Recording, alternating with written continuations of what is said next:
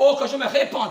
Et que si je suis dans le mauvais côté, que je me répande, que je vienne à lui. Oh, il n'est pas trop tard de revenir à Dieu. Il n'est pas trop tard de dire, Seigneur, oh, j'ai failli. Seigneur, oh, soyez humble. Soyez humble. Un vrai enfant de Dieu s'abaisse. Il n'a pas à être humble. Oh, s'il a pris un mauvais chemin, qu'il revienne dans le droit chemin. Alors je dis, vous qui écoutez cette bande, vous qui écoutez ce message, revenez à Dieu. Gabon, reviens à Dieu. Sinon, les Philistins sont à tes trousses et tu seras détruit. Tu ressembleras à Sodome et Gomorrhe, ou bien tu ressembleras à Pergame, ou tu ressembleras à toutes ces villes-là qui, oh, c'est pas comme Capernaum, qui ont fini par disparaître. Parce qu'ils ont rejeté l'Éternel, ils ont rejeté Dieu.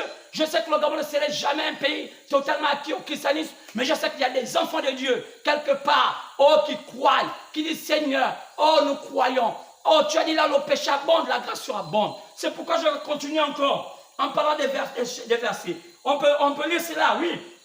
Monsieur, est-ce le signe de la fin? Bien sûr, bien aimé. Oh, je vais aller là. Qu'est-ce qu'il a dit dans Matthieu chapitre 20? Partant du verset 1 à 16, on parle de la parabole de Jésus la 11e heure. Est-ce que l'on n'est pas venu où de ce pays puisse naître d'autres vrais serviteurs de Dieu? Des ouins, car les vieilles caracas, les Gabonais, des pasteurs caracas, des vieux roublards ont failli, ils ont pris un mauvais chemin et ils ont commencé à s'assimiler à la politique. Ils ont commencé à être comme des vieux camions essoufflés avec un moteur qui ronfle, mais qui n'avance pas. Oh, bien-aimé, est-ce que Dieu ne peut pas susciter dans ce pays, oh, une génération nouvelle, une nouvelle génération qu'on va appeler la génération de la 11e heure, comme il est prévu ici dans la Bible, selon Jésus-Christ dans le livre de Matthieu 20, partant du verset 1 à 16, il y aurait la 11e heure, et je crois à cela. Ces ouvriers lisaient cette parabole, et je pense que dans chaque pays du monde, Dieu va susciter une catégorie de personnes. Oh, regardez comment est devenue la Côte d'Ivoire. Plein d'un christianisme rempli de traditions. Oh, quelle honte, ce pays, oh, à qui ils ont vu peut-être un président qui était un homme de lumière, qui essayait de leur montrer certaines choses de la vie, mais ils se sont embourbés. Et malgré cela, on les a envoyés aussi pour l'âme qu'on appelle Kakou Philippe. Oh, je crois cela. Oh, je pense que c'est l'âme de Balaam qui a longtemps cogné sur tous les systèmes. Et je crois que ces hommes-là l'ont enfermé, ils l'ont envoyé en prison pour le décourager. Je ne vais pas dire que Kakou Philippe c'était un vrai prophète, mais je vais dire simplement qu'il a été joué le rôle de l'âme de Balaam. Il a essayé de dire aux gens certaines choses et qui étaient réelles. Il en a parlé aux branhamistes, il en a parlé aux églises pentecôtistes, il en a parlé à tous les systèmes de ce monde. Mais je peux dire simplement que c'est quelqu'un qui a aboyé. Vous savez que j'ai un problème d'influence de nom. Il s'appelle Kakou Philippe. Et quand on parle de Philippe, Philippe n'était pas un prédicateur. Philippe n'était pas un pasteur. Philippe était un diacre. Alors vous voyez que Philippe ne pouvait qu'être dans le domaine de Philippe. Et selon l'Africain, il y a un nom qu'on appelle Kakou. Kakou en Afrique veut dire un gorille. Et un gorille ne peut pas avoir un symbole prophétique. Un gorille ne peut que taper à sa poitrine sans pourtant révéler des choses réelles.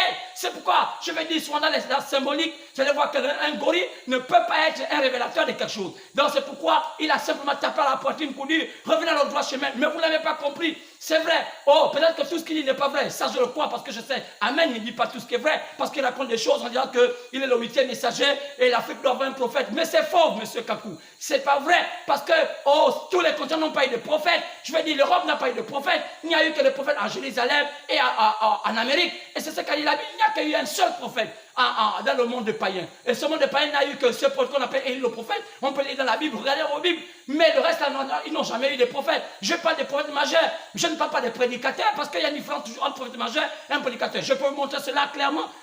L'Europe n'a pas eu de prophète. Toute l'Europe n'a pas, Dieu n'a pas permis. Ils ont eu des réformateurs comme Luther, comme John Wesley, comme tout ça, comme Irénée. Mais ce n'étaient pas des prophètes, c'était des réformateurs. Or, des gens comme Billy Graham, Roy Roberts, c'était des prédicateurs, mais ils n'étaient pas des prophètes. C'est pourquoi il y a une confusion dans ce monde. Il faut des docteurs pour enseigner les gens sincèrement la parole. Parce qu'aujourd'hui, il y a tellement de confusion. Comment le Gabon s'est embourbé lorsqu'ils ont eu la venue du message, la venue de la lumière aux années 1984 avec le mouvement de pentecôtisme qui partait depuis le vent de l'Ouest, qui quittait les États-Unis. Lorsqu'ils ont reçu des brochures de William Branham et les gens de 9 étages, alors que cette 9 étages, c'est ce qu'on appelle Montagne Sainte. Oh oui, c'est le vrai nom du quartier. Ce n'est pas 9 étages, c'est Montagne Sainte. Pourquoi Dieu envoya seulement Oh, ces broches de viande à Montagne Sainte. Et ces hommes, ces protestants, habillés avec des tenues noires et blancs comme des corbeaux, des vieux papas qui étaient habitués à leur vieille doctrine, leur fausseté, ils ont rejeté cela. Et les jeunes gens ont pris cela en lisant ça, une onction est descendue sur eux. De même que l'onction qui était descendue à Azusa est descendue ce jour-là. Est-ce que les rebelles ne savent pas que c'est à ce jour-là, c'est dès ce moment-là,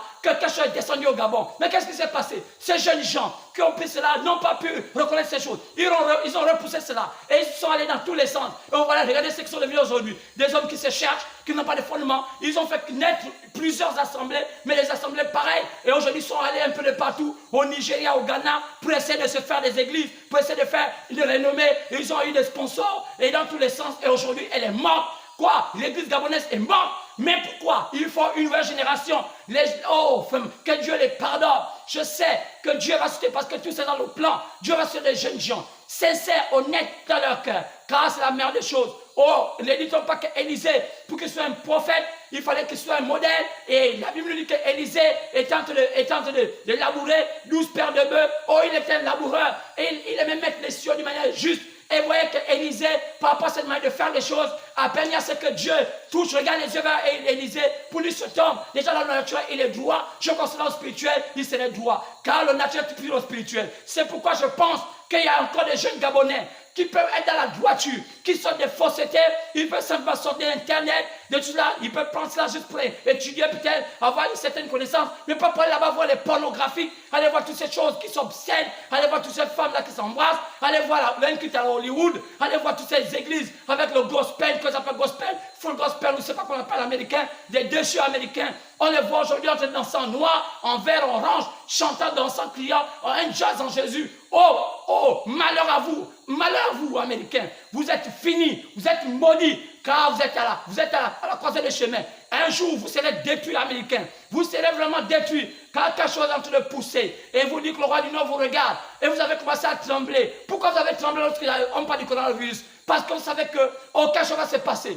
Pearl Harbor va se répéter, vous serez détruits. Oh, de même que vous allez assiéger le Vatican pour prendre cet endroit où il y a plein d'argent pour essayer d'enfler vos caisses. Mais Dieu vous regarde. Et vous qui avez été un modèle, alors que ce pays qui a été fondé par George Washington, Abraham Lincoln, un pays de la liberté où les gens priaient l'Éternel. Mais là, c'est devenu un pays Hollywood. C'est devenu n'importe quoi. Oh, honte à vous, vous qui pensez aller à Jérusalem pour dire que nous, on va aller là-bas pour être sauvés. C'est jeté au Jourdain. Oh, c'est le gangaïsme qui est revenu à l'église, surtout l'église africaine, qui a manque de repères. Afrique, reviens parce que c'est ton temps. Qu'est-ce que tu donnes aux autres continents? Les autres ont donné quoi? La technologie. Les autres ont donné beaucoup de choses. Mais toi, l'Afrique, tu donneras quoi aux autres continents? C'est le temps de revenir. Oh, toi qui chasses tes élus, toi qui chasses tes ouins, toi qui t'éloignes, toi qui éloignes tes enfants, qui sont parfois pleins d'intelligence, toi qui veux s'encadrer toi-même comme une maman qui mange ses propres poussins. C'est ce qu'est devenu l'Afrique. L'Afrique est devenue une maman qui mange ses propres poussins. Honte à toi, Afrique.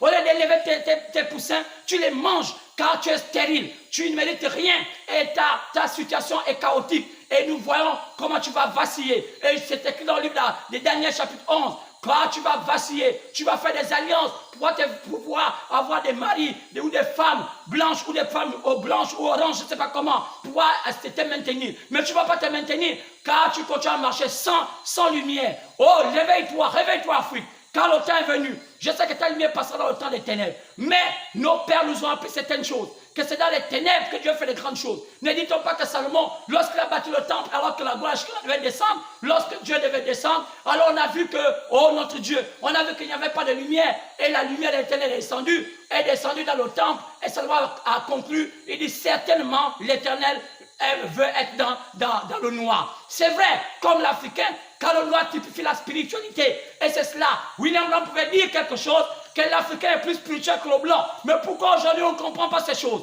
Il y en a beaucoup de gens qui ont prévu, sachant que l'Africain va tuer au-dessus du blanc d'une manière spirituelle. Même si on n'est pas au-dessus du blanc d'une manière naturelle, dans les choses du monde, mais Dieu vous a réservé une partie plus glorieuse. C'est la spiritualité. Est-ce que ce n'est pas le temps? Oh, est-ce qu'on a encore le temps? Oh, je crois qu'il y en a. S'il reste assez de temps, je ne sais pas combien il reste comme temps, mais je sais qu'il reste peut-être que 5 minutes. Alors après, on va continuer. On va peut-être aller, on va continuer plus tard, peut-être dimanche, ou bien ce n'est pas dimanche, car il y a beaucoup de choses à vous révéler. Oh, je voulais encore dire quelque chose. S'il y a encore des choses à dire ici, bien sûr. Regardons ici, dans le livre de Matthieu, chapitre 23, partant du verset 27. Oh, même à Luc, chapitre 13, partant du verset 34. à 35, ou au pas de Jérusalem, qui a manqué sa visitation. L'Afrique aussi va manquer sa visitation.